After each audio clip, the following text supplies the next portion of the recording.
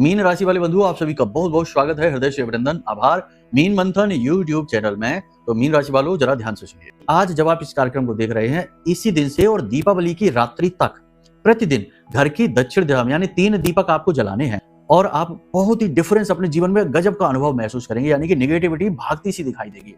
पहला दीपक सरसों के तेल का जलाना है, घर की दक्षिण दिशा में आपको इस दीपक को जलाना है, ठीक है। दूसरा दीपक गाय के घी का होगा, ठीक है ना। दूसरे दीपक को आपको अपने घर के रसोई घर में जलाना है। रसोई घर जो है ना, वो बहुत सारी देवी देवताओं का वास होता है। आपके घर का जो पावर हाउस है वह रसोई घर ही है। तो वहां पर आपका जो बर्तन है, जहां पे पानी जल संचित किया जाता है, उस बर्तन के ऊपर एक पात्र रखना, उसमें थोड़ा अन्न रख देना, गेहूं वगैरह, और उसके ऊपर दीपक को आपको जलाना है। प्रतिदिन शाम के समय आपको यह दीपक जलाना है, रात भर के लिए जलने देना है, ठीक है ना। रात को जब सारा काम खत्म हो जाए तब आप जला देना।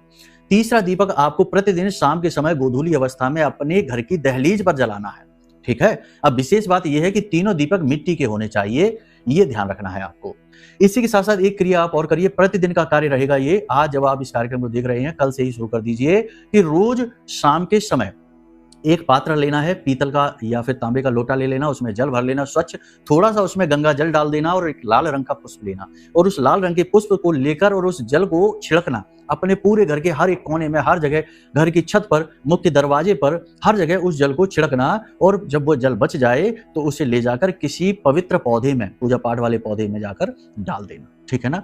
अब देखो, जो भविष्यवाणियां हम बताते हैं, इनमें हम जो गोचर है उसके बारे में बताते हैं, लेकिन आपकी कुंडली में तमाम ऐसे पाप ग्रह योग होते हैं जो जीवन को नर्क बना देते हैं। ना तो पूजा पाठ का फल मिलता है, ना कोई उपाय क्रियाएं फलित होती हैं, ना ही किसी का आशीर्वाद फलित होता है। दुख ही दुख जीवन में भर जाता है। कभी कभी अचानक से कोई ऐसा योग होता है जो कि जीवन को अचानक से ही नर्क बना देता है। तो ऐसी स्थिति में इन परेशानियों से बचने का एकमात्र उपाय है कि कुंडली का विश्लेषण करा लो। सर्वश्रेष्ठ उपाय है।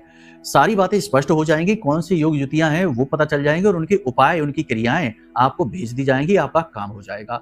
कुछ ही दिनों में अचानक से आपके जीवन में गति आ जाएगी और आपकी मेहनत का फल आपको मिलना शुरू हो जाएगा। तो उम्मीद करते हैं सारी बातें आपने समझ ली हैं। कार्यक्रम को यहीं विराम देते हैं। प्रेम से बोलिए जय माई की, जय मां बगलामुखी।